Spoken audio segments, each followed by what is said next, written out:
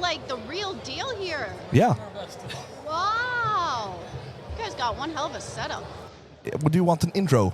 Let's go with the intro and then we can get started. You okay?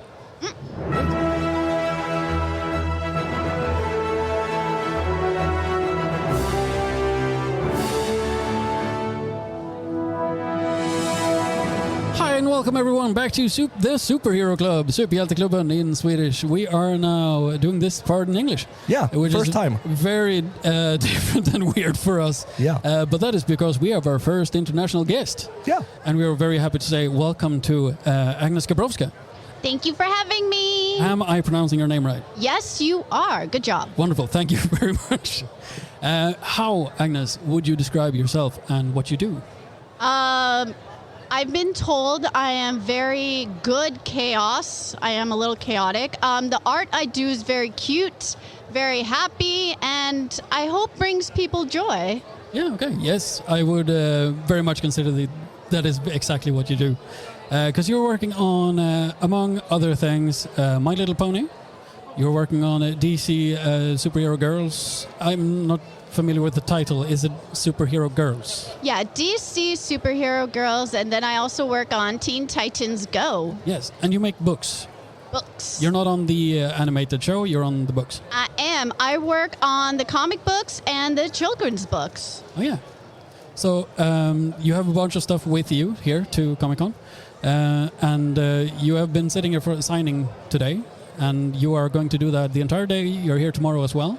Yes, I am here all 3 days, and I'm at the table all 3 days. If I'm not there, it means I'm just grabbing lunch, so I could be there all day afterwards. Oh, yeah, wonderful. Great. Oh, and I have like panels. I'm going to be drawing live this weekend too, so that's going to be really cool. Yeah, you had something 5 o'clock today, right? That is correct. I think I'm drawing or talking. Guys, I'm an artist. I don't check my schedule very well. I just get told where to go. But I know it's either talking or drawing today, talking or drawing tomorrow. I'm just not sure which one's which. But you do both very well, so no worries, right? No worries for me. No worries, absolutely. First things first, this was your first time in Sweden, right? It is my first time, and it's amazing here. How are you enjoying it? What have you been up to? So I did arrive about 6 days early because I wanted to see Stockholm, and my mother joined me for our first trip together since I was in high school. And we toured around Stockholm for 2 days, and then we went north to see the Northern Lights. So I have now seen the Northern Lights for the first time in my life. It was amazing. Wonderful. Do you know how far up you went? Yes, I went to Kiruna. Oh, yeah. Kiruna, yeah. And then I went and I rented a car, so I ended up driving through a snowstorm to go an hour north to Abisko. Abisko? Yeah, yes, yes, correct. So I learned if the forecast says maybe snow, it means a lot of snow. A lot of snow, yes. In Sweden, it's not maybe snow, it is snow. Yeah, it is snow, especially this time of the year. Yeah. It is getting worse. We're also going into the worst part down here as well, so we're getting close to it. We actually had last year, like 1 year from now, 1 year ago. In one night down here in Sweden, we got like, I think 4 decimeters of snow in one night. That hasn't happened in like 50 years, but it was a rude awakening. When you looked out, you could cut the lawn in the Friday, and on the Saturday it was like this much snow. And nobody has their winter tires on, so it was chaos last year. Yeah. So we're hopefully more prepared for this year. Yeah. And being at Comic-Con, you got here to Comic-Con yesterday or today? Well, yes, I arrived back in Stockholm yesterday, and then I got to the Comic-Con this afternoon. I set up in a chaotic way, but now I'm up and running. Okay, yes. And being at Comic-Con, how have you gotten the chance to sort of look around, or are you stuck at your table? I haven't yet, since we did get in a tiny bit later today while we were gathering all the artists and organizing ourselves, but I am going to walk the show because I have to. I've never done a show in Sweden. I have to see what it's all about. You have to experience it, right? Yes. Yeah. Wonderful. So I am a bit curious about becoming an artist and becoming the sort of artist that you have becoming this. How did you first get into this business? Yes. My story is a little original because it does go back quite far. That a lot of people don't realize, but I'm actually from Poland and I immigrated to Canada when I was quite young. It is cartoons and animation and comic books that helped me learn how to read, write, and speak English. And that is how I became fascinated with it. And that is pretty much what led to my career, as I realized I hated animating and I didn't want to be an animator after going to school. And then I went into comics and I loved it. It kept my attention. I could tell stories. And now 20 years later, I am still working in comic books and loving every moment of it, other than the hours, because I work too much, but that's my own fault because I like to work. It's hard to sort of limit yourself. Thinking about your own mental health and needs, that is always very difficult. Mental health is always priority, but I'm just a workaholic and my mind is always going, so I sometimes have to remind myself just to slow down. Oh, okay, wonderful. So when you have a creative profession like you have, do you have a family who, or you're alone, so you can put your hours in? Because if you have like 5 children, that should be hard, right? I would really like to have children, mind you. I did have 2 dogs, which unfortunately passed away within the last year and a half. I had them my whole life, and they actually inspired a lot of what I do. They're in my coloring book. They appear in a lot of my comics. I'm getting better at having a balance because I would like to start a family one day, and I'm not getting any younger, unfortunately. But I really want that balance between a family life and a comic life one day when it gets to that point. Yeah, we are both fathers, and we know what we do with our sons. We try to get them here. Yours is a little bit older, so it's easier for you. Mine is 3 and 5, and I really wanted them to come here, but they are a little too small yet. But I watched Comic-Con videos on YouTube with them before I went, so they knew where I was going. And they were like, they saw all the toys. Yeah. And they were like, Dad, could you buy those? And I was like, yeah, but maybe I don't have the money right now because they are pretty expensive. And the only answer was from my oldest was, that's okay, we don't have any room anyway. There you go. Yeah. Even though I do not have my own family currently, I always tell everyone that thanks to conventions, I have an extended family where I am the auntie to a lot of kids. Because in America, a lot of the shows I do, like San Diego or New York, I've been doing them for over 10 years. Oh. So I have watched so many children grow up. Oh, yeah. And since I worked on My Little Pony and then Teen Titans Go, my art aged with the children. Yeah. So I have all these kids I met when maybe they didn't even exist yet, and now they're 10 years old. Some of them are even adults. So even though I don't have my own, I still feel like I have a very big family around me thanks to conventions. Yeah, you have 2,000 kids. But that is also very interesting because your art and the work you do, it is targeted towards kids. But I see the line coming up to you, and I see that there are a bunch of adults, there are a bunch of not only women but also men.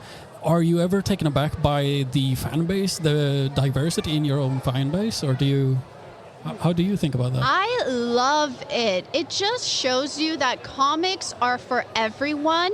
And even when they're cute comics like My Little Pony or Teen Titans Go, you can still enjoy them as an adult because the stories themselves are great. You can relate to the stories. You can relate to the characters. And when you relate to a character, it doesn't matter if it's a pony or a human or a creature, you have that bond with it. So I am not surprised that there are a lot of adult fans because these are just great stories. And even though I draw them, I am a fan of these stories and I enjoy them myself.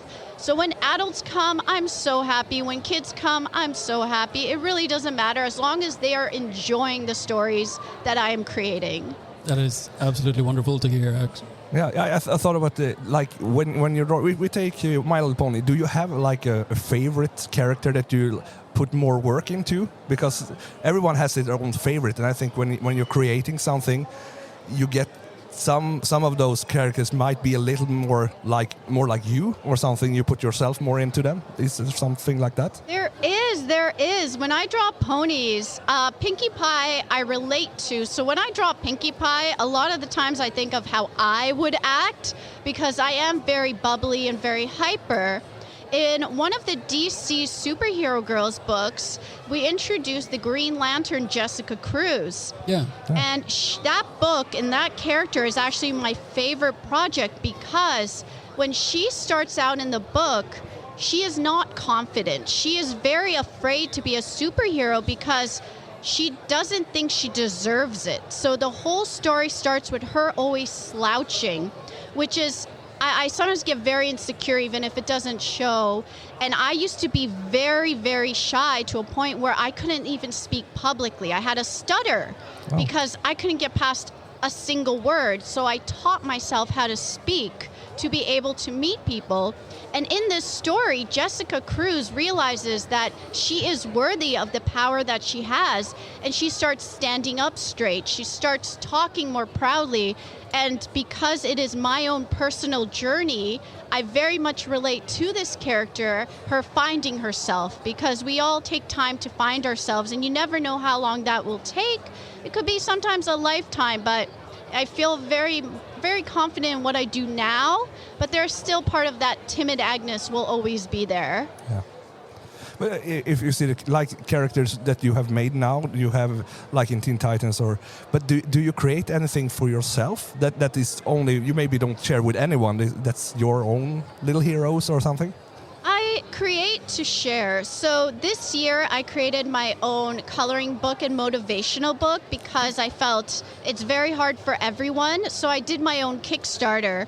And because I want to do more of my own stuff and I want to share them, I don't really create just to hide my art. I create to share because I want to bring joy.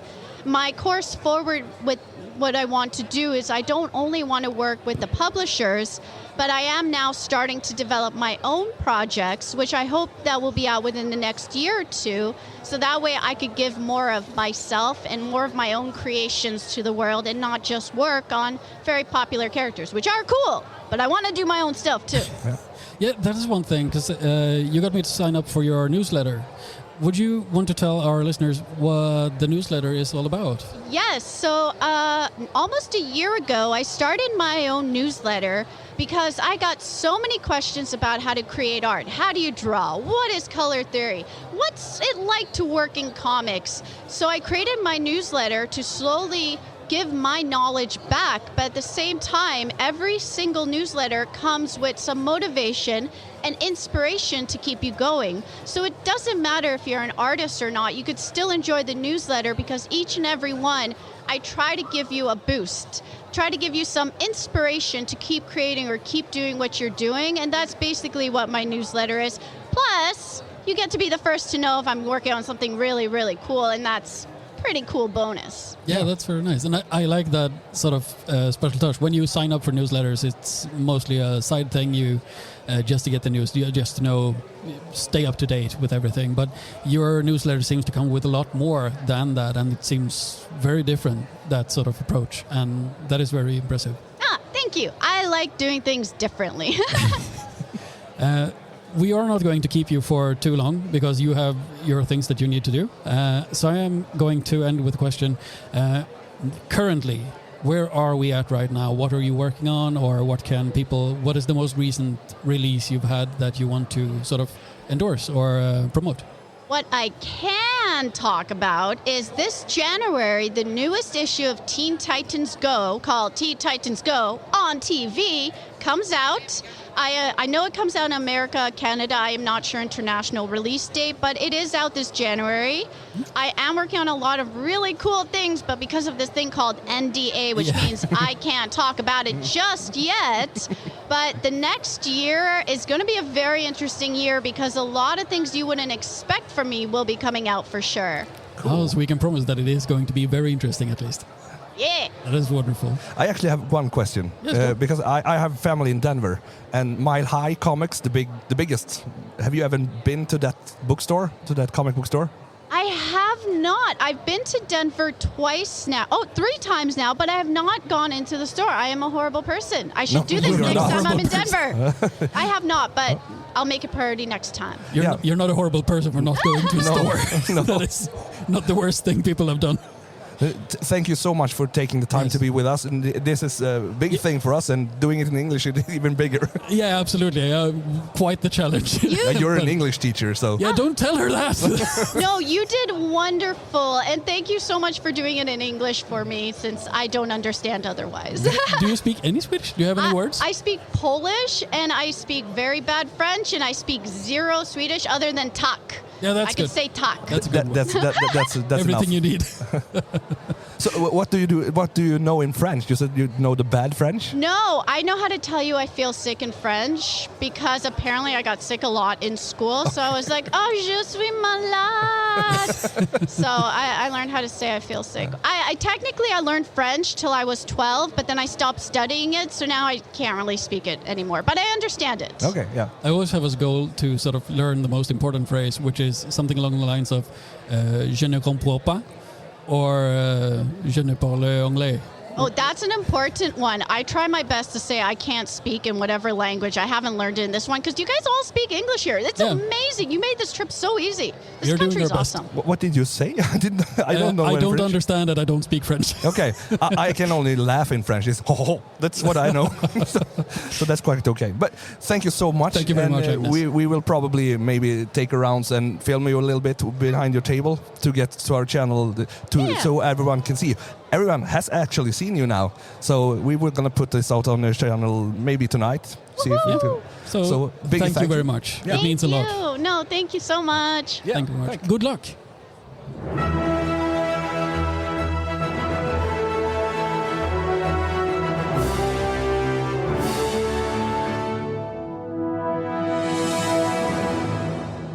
That was so fun. You guys are very modest. Your English is perfect.